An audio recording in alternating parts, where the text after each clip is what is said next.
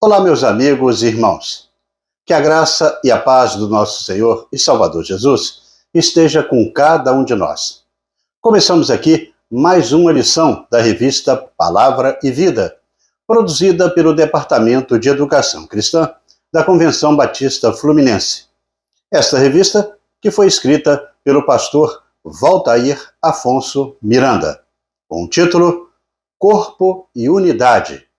As cartas do apóstolo Paulo aos Coríntios. Mas antes de começarmos a apresentação desta quarta lição, que traz o título Questões sobre o Casamento Cristão, eu te convido a se inscrever gratuitamente aqui no nosso canal, no botão aqui embaixo, onde está escrito Inscreva-se. Curta, deixe o seu comentário e acione o sino das notificações para você receber as lições no momento em que publicarmos. Compartilhe para que mais pessoas possam, juntamente com a gente, desfrutar do estudo e da aprendizagem da Palavra de Deus. Toda semana publicaremos aqui uma nova lição para que possamos estudar juntos. E você pode baixar também a revista em PDF para acompanhar os nossos estudos semanais. O endereço vai ficar aqui, fixado embaixo na descrição do nosso canal. A lição de número 4, como eu disse, traz o título Questões sobre o Casamento Cristão e que tem o texto base desta lição, que está em 1 Coríntios, no capítulo 7. Nós estaremos lendo apenas os versículos de 1 até o 7, neste momento, para a introdução desta lição. E o texto bíblico diz assim: Quanto aos assuntos sobre os quais vocês escreveram, é bom que o homem não toque em mulher, mas por causa da imoralidade, cada um deve ter a sua esposa, e cada mulher o seu próprio marido. O marido deve cumprir os seus deveres conjugais para com a mulher, e da mesma forma, a mulher para com o seu marido. A mulher não tem autoridade sobre o seu próprio corpo, mas sim o marido. Da mesma forma, o marido não tem autoridade sobre o seu próprio corpo, mas sim a mulher. Não se recusem um ao outro, exceto por mútuo consentimento e durante certo tempo, para se dedicarem à oração. Depois, unam-se de novo, para que Satanás não os tente por não terem domínio próprio. Digo isso como concessão e não como mandamento. Gostaria que todos os homens fossem como eu, mas cada um tem o seu próprio dom da parte de Deus. Um de um modo, outro de outro. Bem, irmãos, aqui no capítulo 7 de 1 Coríntios, começa uma seção da carta em que o apóstolo Paulo ele responde às perguntas que são relevantes e levadas pela própria igreja. Essas perguntas chegaram até ele e aqui ele se propõe responder. Os objetivos dessa lição estão firmados em esclarecer as questões acerca do casamento, observando o contexto daquela época em que Paulo escreveu a carta. Também servirá este estudo desta lição aí para que possamos entender o que quer seja solteiro ou o que quer seja casado. A felicidade, ela está em se viver para Deus. Assim, percebemos que a ideia central do texto nos ajudará a mostrar que o que mantém as duas pessoas juntas é o compromisso de amor que ambas têm diante de Deus, de permanecerem unidas. Este compromisso diante do Senhor é que capacita um casal a enfrentar dificuldades de todas e qualquer natureza. Dicas para que nós possamos aí entender esse capítulo 7 da primeira carta estarão aqui neste estudo, pois o apóstolo Paulo, quando ele escreve aos Coríntios, nos esclarece várias dúvidas que os novos cristãos estavam tendo naquele período, que foi após aí a implantação daquela igreja pelo apóstolo Paulo. Aliás, Paulo deixa claro que não há ordens, mas sugestões para aquela questão. O importante a entender é que Deus chamou a todos para viverem em paz. Ao responder à carta enviada pelos irmãos de Corinto até o apóstolo, Paulo ele tira algumas dúvidas sobre aquelas questões do casamento. O apóstolo, ele ao responder àqueles irmãos, ele cumpre o seu papel de apóstolo, que é não apenas de plantar uma igreja, mas também de orientá-la na doutrina e no conhecimento apropriado a um discípulo de Jesus. A primeira dúvida respondida pelo apóstolo foi acerca do dilema entre permanecer solteiro ou casar-se. Paulo, ele expressa claramente a preferência pessoal pela permanência do estado de solteiro. Por outro lado, ele reconhece a importância e também as responsabilidades em torno de um casamento em Deus, dando aí recomendações aos que já são casados. Paulo fala também da situação dos que estão casados com incrédulos, sobre divórcio, viuvez e novo casamento. Não podemos deixar aí de evidenciar aqui que o contexto em que viviam os irmãos lá de Corinto era de impureza sexual. Paulo, então, vai fazer as suas recomendações como forma de proteção contra o pecado, uma vez que os cristãos daquela localidade eram tentados à fornicação. Paulo reforça que nem o casamento, nem o celibato são para todos, mas que cada pessoa foi chamada para um propósito. Essa foi a exortação de Paulo. Ele também apresenta as exortações do Senhor Jesus, entre elas a que recomenda que o casal viva em reciprocidade. No verso 17, Paulo resume bem toda aquela questão, onde ele diz no texto uma coisa interessante, que diz assim: entretanto, cada um continue vivendo na condição que o Senhor lhe designou, e de acordo com o chamado de Deus. Esta é a minha ordem para todas as igrejas. Paulo agora, ele vai então tratar das perguntas e dos assuntos específicos que chegaram até ele, e passa de um tom de repressão, como antes nas nossas lições anteriores, que era severa, né? Como nós estudamos, para um tom pastoral e informativo, tratando de questões que requerem aí discernimento, principalmente discernimento espiritual, que é uma coisa mais profunda, e também esta orientação pastoral assim o segue. Desta forma, nós chegamos ao primeiro tópico da nossa lição, e que tem o título Orientações quanto ao casamento. Orientações quanto ao casamento. Neste tópico da nossa lição, o pastor Valtair Afonso Miranda, ele nos apresenta muito bem o contexto da época sobre essas orientações paulinas. A frase bom seria que o homem não tocasse em mulher, 1 Coríntios 7:1, é uma expressão idiomática, que significa concretamente o seguinte: bom seria que o homem não se casasse. Não é possível, entretanto, usar tal expressão para estigmatizar a mulher na igreja, como se ela fosse impura, e o simples toque de uma mulher contaminasse o homem. Tanto as mulheres quanto os homens foram lavados pelo sangue de Jesus, e não são mais fonte de contaminação espiritual. O que contamina o homem é o pecado. E ele não guarda gênero, podendo surgir no coração de um homem ou de uma mulher.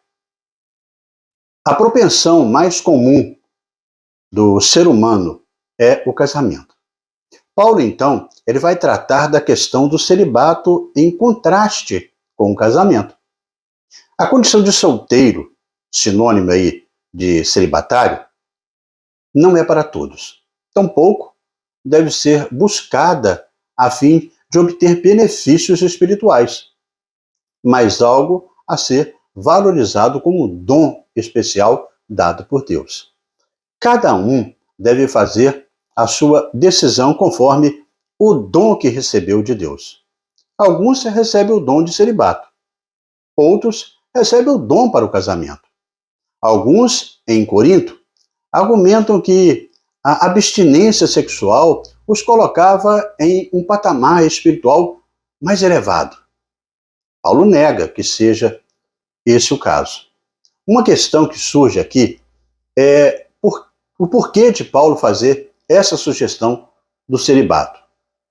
Muita gente, à primeira vista, imagina que o apóstolo aqui foi influenciado por sua própria situação. Há uma discussão entre os estudiosos sobre Paulo, se ele era viúvo, se ele era solteiro ou se era separado. Nós não temos aí nenhuma conclusão definida sobre a situação do apóstolo. Alguns até sugerem que Paulo fosse solteiro, mas isso é muito pouco provável, por causa da função que ele tinha dentro do judaísmo e também da sua posição dentro do contexto daquilo que era o judaísmo em si. Era inaceitável que alguém solteiro tivesse tal projeção que Paulo tinha. Portanto, essa probabilidade aí era muito pequena. Ou ele era viúvo, ou era outra possibilidade aí de que sua esposa o tivesse abandonado por ele ter se convertido ao cristianismo.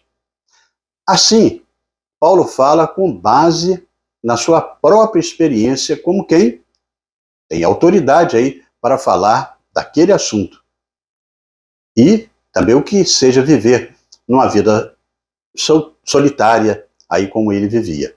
Mas nós não devemos entender que Paulo está orientando as pessoas a não se casar e ficar solteiras por causa desse motivo que relatamos.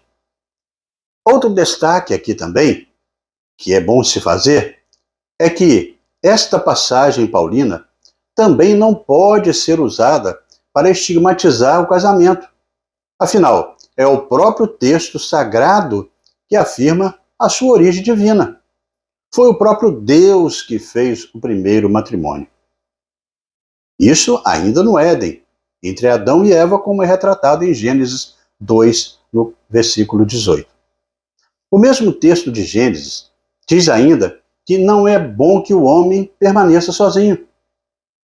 O Novo Testamento também esclarece que o casamento é uma coisa abençoada.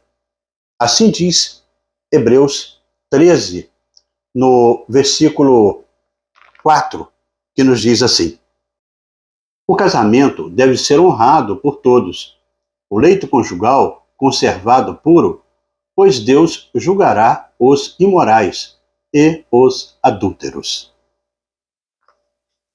Isso então leva à pergunta: se o casamento não é algo ruim, por que Paulo diz que seria bom que alguém não se casasse? Para entendermos isso, precisamos lembrar do contexto histórico da igreja de Corinto. Aqueles crentes estavam cercados pela tentação sexual. Diante dessa enorme pressão, Paulo trabalha aqui essa questão: se alguém deveria permanecer casado ou se alguém já casado deveria praticar o celibato. Aparentemente, alguns membros daquela igreja estavam, inclusive, pregando abstinência total dentro do casamento em função de uma compreensão equivocada a respeito da sexualidade. Eles entendiam que as relações sexuais eram pecaminosas em si, em vez de considerar a intimidade sexual pecaminosa ou vê-la como obstáculo para a verdadeira espiritualidade. Paulo a enxerga como fator de comunhão entre os cônjuges e de proteção contra o pecado. Aliás, é questão de responsabilidade tanto da esposa quanto do marido certificar-se de que a intimidade sexual permanece constante e habitual, assim como o apóstolo disse. O distanciamento sexual ou o desinteresse de uma das partes abre a porta para a tentação e dá a Satanás oportunidade para romper a união entre os cônjuges. A ênfase de Paulo sobre a mutualidade nessa questão demonstra o caráter santo e protetivo do casamento cristão. Os cônjuges não devem se ver como pessoas que simplesmente resolveram morar juntos, no mesmo lugar, debaixo do mesmo teto, dividir uma cama e um espaço de convívio, sem qualquer compromisso permanente. Outros, partindo do mesmo equívoco, eles propunham o divórcio como saída para permanecerem puros diante de Deus. O objetivo de Paulo não é criar uma nova lei cristã, adequada aí a todas as situações inimagináveis, né? Mas fornecer orientações aí teológicas e pastoral acerca de como os cristãos podem e precisam permanecer voltados para a imitação de Cristo em situações diversas e difíceis. Preocupado com a preservação do lar cristão, ele instrui os seus leitores à sugestão mútua e também à reconciliação. Preocupado com o cristão que talvez precisasse ser liberado de uma situação intolerável em um lar misto, ele resolve até a questão da culpa do divórcio, quando inevitável. Diante dessa situação, Paulo fornece algumas orientações. E o versículo 1 deste capítulo precisa ser somado ao versículo de número 27, quando ele fala da angustiosa situação do presente. O presente do apóstolo Paulo e de seus discípulos realmente não era fácil. Ser discípulo de Cristo, naquele tempo, envolvia a possibilidade eventual de perseguição e morte. No contexto de tal dificuldades, o solteiro teria certa vantagem sobre o casado, que precisaria enfrentar as provocações com sua família. Mas fica claro, pela leitura do texto em geral, no total, que ele deixa apenas um conselho, não uma determinação. Não há nesta passagem mandamento para o casado se separar, ou obrigatoriedade do solteiro se casar ou do celibatário, ou de ser celibatário. Paulo, ele exalta a abstinência sexual, mas em duas situações concretas. Primeiramente, se o celibato for um dom dado pelo próprio Deus. Estes então deveriam exercê-lo com alegria. Em segundo lugar, caso o casal, em certas circunstâncias, praticasse a abstinência para a oração, para o louvor. Sobre o casamento, o apóstolo Paulo ele deixou outros princípios que podem ser apropriados aí pelos cristãos de qualquer tempo. Em primeiro, uma pessoa casada pertence ao seu cônjuge, o que significa que o propósito da vida de um é promover a felicidade do outro.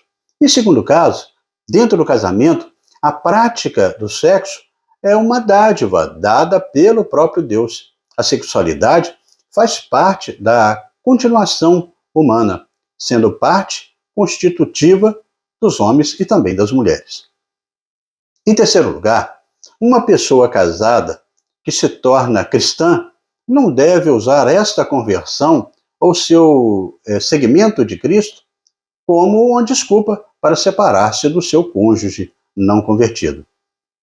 Em quarto lugar, o casamento ele deve ser usado pelo cristão como espaço de atuação de Cristo, sendo uma extensão da própria igreja. E em quinto lugar, o casamento, entretanto, não deve impedir um cristão de devotar a sua fidelidade maior ao Senhor Jesus Cristo. Então aqui, irmãos, nós abrimos até um parêntese para que ninguém em nossas igrejas fique mesmo aí que seja de brincadeira, cobrando o casamento às pessoas solteiras. Digo apenas que ore por eles, para que o Senhor realize a sua boa e perfeita e agradável vontade na vida daqueles irmãos. E assim, amigos e irmãos, chegamos ao nosso segundo tópico da lição. A felicidade está em viver para o serviço de Deus. A felicidade está em viver para o serviço de Deus. Aqui neste tópico, veremos o apóstolo Paulo deixando claro que se alguém decidiu se casar, que busque fazer do casamento um local especial de culto e serviço ao Senhor. É muito importante ressaltar, neste momento dessa nossa lição, quando Paulo ele enfatiza que sobre um lar dividido, a responsabilidade do cônjuge cristão é ainda maior do que aquele que não é cristão. Quando ele destaca que oro a Deus para que ganhe seus cônjuges para Cristo, mesmo sem dizer uma só palavra. Aqui, nesta passagem da carta aos Coríntios, não encontramos subsídios nem para obrigar e nem para proibir o casamento. As pessoas não são obrigadas a se casarem, mas também não são obrigadas a ficarem solteiras. O que é melhor? Para Paulo, naquele contexto histórico específico, ser solteiro era uma melhor opção, em função dos perigos que eram enfrentados, como dissemos, pelos convertidos. A forte ênfase sobre o casamento, na maioria das igrejas evangélicas, dá a impressão de que a condição de solteiro é indesejável e deve ser considerada uma infeliz situação temporária.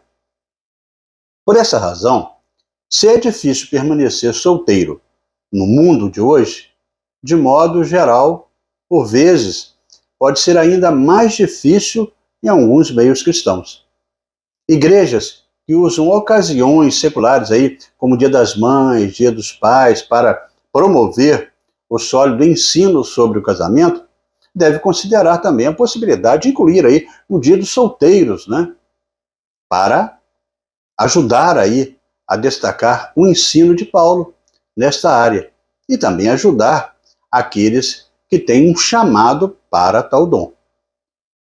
Há igrejas com ministérios cristãos voltados para os solteiros, que têm como objetivo ajudá-los a viver bem nessa condição, como também a encontrar outras pessoas com potencial de amizade, que viabilize um casamento bem-sucedido, se for o caso aí, a vontade de Deus. Lembrando que a decisão da vida de solteiro é encarada por Paulo como um dom dado por Deus. Significa viver em celibato e consagrar essa área da vida ao Senhor. Viver solteiro, mas se relacionando sexualmente com alguém, tem outro nome que é promiscuidade. Caso alguém não possa ser chamado para casar-se, então tem que tomar um posicionamento. Da mesma forma como aqueles que são casados. Não são feitos aí o casamento uma coisa que mil maravilhas, né? Tem lá os seus problemas. Se alguém resolveu ficar solteiro, deve honrar a Deus, então também, com a sua solteirice. Não precisa se sentir uma pessoa menor, menosprezada, num mundo cheio de pessoas casadas, mas precisa entender que este estado é um dom de Deus. É preciso entender como servir a Deus melhor desta forma. É importante buscar oportunidades de serviço cristão que esta pessoa dificilmente teria se fosse casado. É interessante observar o bom senso do apóstolo Paulo nessa situação. Para ele, certas pessoas queriam se dedicar a Deus de uma maneira muito especial e, ao mesmo tempo, casar-se e ter uma grande família. Não dá para uma pessoa dedicar-se intensamente à família e ser um missionário ao mesmo tempo, integralmente, em certos lugares, em certas situações. Fica muito difícil, por exemplo, manter as duas realidades, lado a lado. A partir do verso 32, o apóstolo ele define esta questão para aqueles irmãos. Desta forma, é possível até mencionar, por exemplo, o caso de missionários e também missionárias que decidem servir a Deus como solteiros, por entenderem que isso facilita aí a sua missão. Eles podem atuar em alguns contextos que uma família não conseguiria atuar. Então, não é bom exercer pressão e colocar um fardo para os solteiros cristãos se casarem. A fim de alertar para essa questão, o ensino de Paulo é necessário, que as igrejas conheçam também esta realidade e ressaltar a dignidade da condição de solteiro e seu valor, inclusive, para o ministério do reino. Mas se alguém resolveu se casar, que busque fazer do seu casamento também uma arena de culto, uma arena de serviço ao Senhor. Sirva ao seu cônjuge como estivesse servindo ao Senhor. Procure servir a Deus de forma compartilhada. A presença de Cristo, por meio do cristão, deve gerar paz e não discórdia no casamento e também no lar. Pois o cristão é ajudado pelo Espírito Santo e também por Cristo. A bênção e a proteção espiritual que o cristão traz para o lar, em que o outro cônjuge não tem a mesma fé, no entanto, não tem o propósito de incentivar casamentos mistos ou julgo desigual, mas oferecer uma palavra de encorajamento e confiança para o cônjuge cristão que recebeu Jesus Cristo como Senhor e Salvador. Já dentro desse relacionamento, geralmente a desigualdade entre um aí e outro é comparada a um objeto, denominado jugo. O jugo era uma peça de madeira que servia para alinhar dois animais para fins de trabalho no campo. O objeto do trabalho for dividido em dois, aí, se um puxar para o lado, o outro puxar para o outro, a situação fica um pouco difícil relacionada às pessoas. À medida que o cristão permanecer fiel em sua adoração e devoção a Cristo, o poder de Deus operará por meio do cristão para trazer as bênçãos da presença divina ao seu lar. Isso vale mesmo se o cônjuge não for convertido ao Senhor. Isso faz com que o cristão tenha uma missão de ainda maior envergadura, já que a sua casa é o seu campo missionário. Da mesma forma, como ele ora e busca a conversão dos perdidos do Brasil e do mundo, também orará e buscará a conversão daquele que compartilha dos laços familiares. Os versículos 10 até o 12 deste capítulo têm produzido aí bastante dúvidas durante a história em termos de interpretação, que diz assim: ora, Aos casados ordeno, não eu, mas o Senhor, que a mulher não se separe do marido. Se, porém, ela vier se separar-se, que não se case ou que se reconcilie com o seu marido. E que o marido não aparte da sua mulher. Aos mais, digo eu, não o Senhor. Se algum irmão tem mulher incrédula e esta consente em morar com ele, não a abandone. A dificuldade aqui é com relação à frase digo eu em relação ao digo o Senhor. O apóstolo coloca um contraponto aos ensinos transmitidos diretamente por Jesus durante o seu ministério terreno e os ensinos que ele mesmo transmite. Seria possível ver aqui a criação de dois níveis de inspiração bíblica? As palavras de Jesus teriam um peso em detrimento das palavras do apóstolo Paulo? Eventualmente, uma ou outra pessoa entende dessa forma, mas não precisa ser assim. Afinal, o apóstolo afirmou logo no início da sua carta que ele é um enviado de Cristo. Suas palavras foram por ele comissionadas. Isso no caminho de Damasco. As orientações paulinas são, desta forma, também orientações de Cristo. Portanto, isso significa dizer que a grande mensagem destes versículos é que o status espiritual do cônjuge não pode mesmo ser usado como desculpa para o divórcio. Apesar da dificuldade de um lar dividido na fé, o cônjuge convertido santifica o lar. O cônjuge que serve ao Senhor será o sacerdote de sua casa. E dessa forma, amigos e irmãos, chegamos à nossa conclusão da lição de hoje. Ao concluirmos esta tão importante lição, é bom que entendamos que não temos como mensurar o amor de Deus para com seus filhos. O compromisso e a fé em Deus é aquilo que fortalece o amor no seio do lar. Não há casamento perfeito, nem divórcio sem mágoas, como o casal famoso aí das redes sociais, Sandy e Lucas Lima, estão aí afirmando. Há crises, não digo crimes, digo crises, como financeira, desemprego, doenças, tentações sexuais, entre muitas outras. Porém, um casal que se entrega diante de Deus, esses dois são mais fortes do que muitos, mas é preciso entregar-se a Deus os seus problemas. Muita oração, fé em Deus, para acreditar que isso vai passar.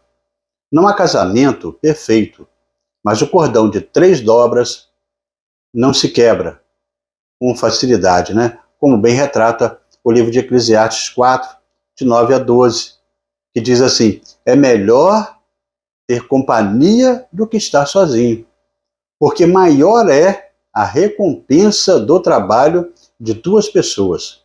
Se um cair, o outro pode ajudá-lo a levantar-se.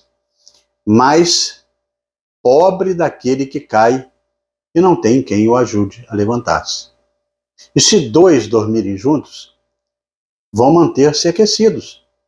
Como, porém, manter-se aí aquecido sozinho? Um sozinho não pode ser vencido, mas 2 conseguem defender-se. Um cordão de 3 dobras não se rompe com facilidade. Não é o casamento que manterá 2 pessoas juntas. O que as une não é um par de alianças, ou mesmo uma cerimônia nupcial. O que mantém 2 pessoas juntas é o compromisso que ambos têm diante de Deus, de permanecerem unidos. E esse terceiro participante é o que fará o casamento ser mais forte, a terceira dobra, que Eclesiastes deixa bem claro, e é Jesus. Este compromisso diante do Senhor que capacita o casal a enfrentar dificuldades de toda e qualquer natureza. Crise financeira, desemprego, doença, pressões no trabalho, na vizinhança, tentações sexuais, depressão. Juntos, diante de Deus, eles são mais fortes. E nesse caminhar, amigos e irmãos, chegamos ao nosso momento de pensar e agir com 3 reflexões. A primeira: qual é o lugar do matrimônio na vida de crentes em Jesus Cristo?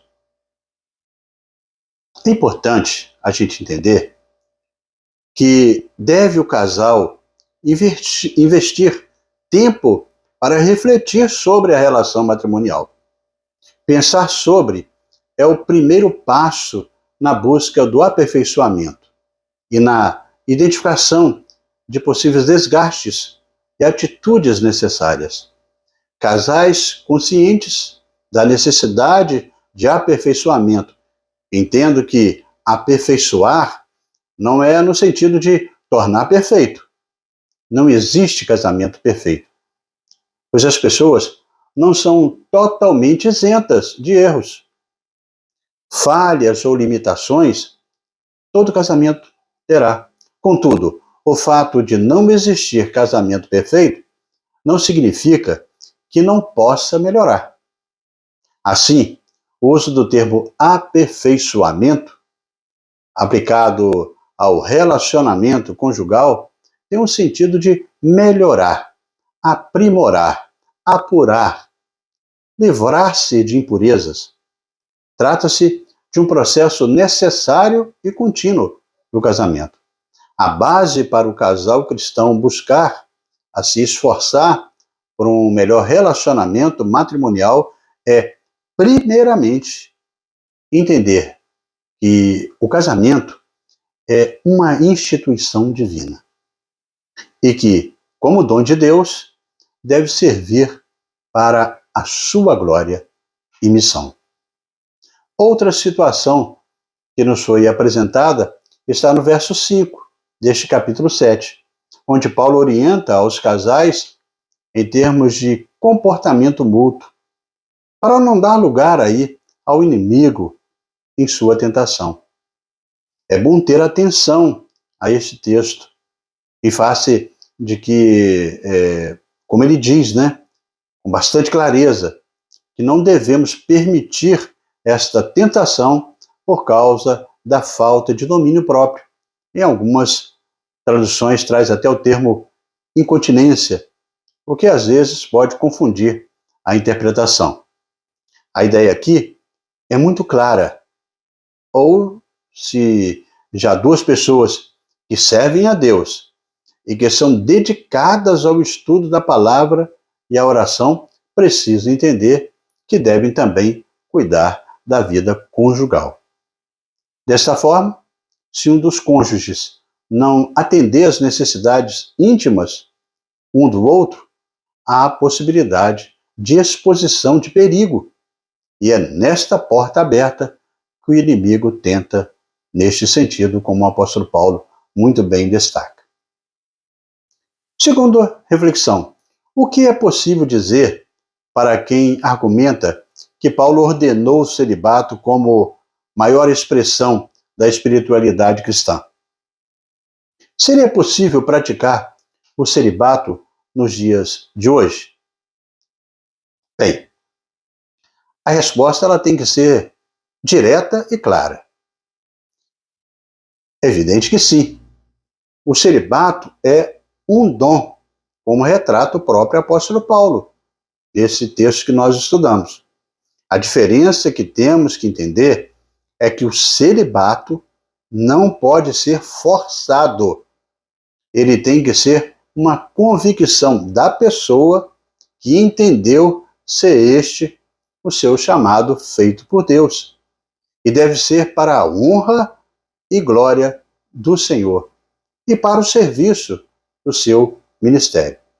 Dessa forma, vemos muitas pessoas servindo a Deus desse jeito, em nossa denominação, inclusive, em uma vida solitária, na qual elas têm o dom e a vocação dada por Deus.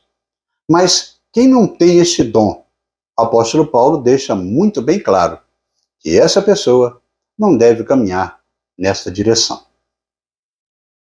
A terceira reflexão: é possível usar o capítulo 7 de 1 Coríntios como base para opor Paulo e Jesus no que tange ao casamento dos crentes? Muita gente tem algumas dúvidas, né? Como a gente viu no estudo dessa lição, em relação a este assunto. Porque, de fato, aparentemente, o verso 10, ele diz: aos casados dou este mandamento, não eu, mas o Senhor. E já no verso de número 12, ele diz: aos outros eu mesmo digo isso, não o Senhor.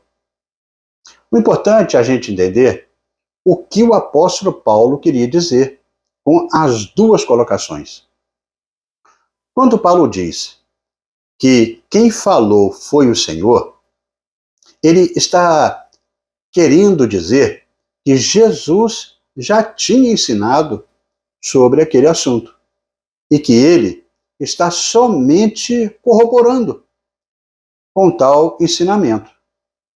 Por sua vez, quando o apóstolo Paulo diz que é ele que está dizendo, ele queria dizer aos coríntios que eles entendessem que o Senhor Jesus não tinha falado sobre aquele ponto temático, né, em questão, mas que ele trazia aquele ensinamento autorizado aí, inclusive por Deus, como apóstolo de Cristo que o era.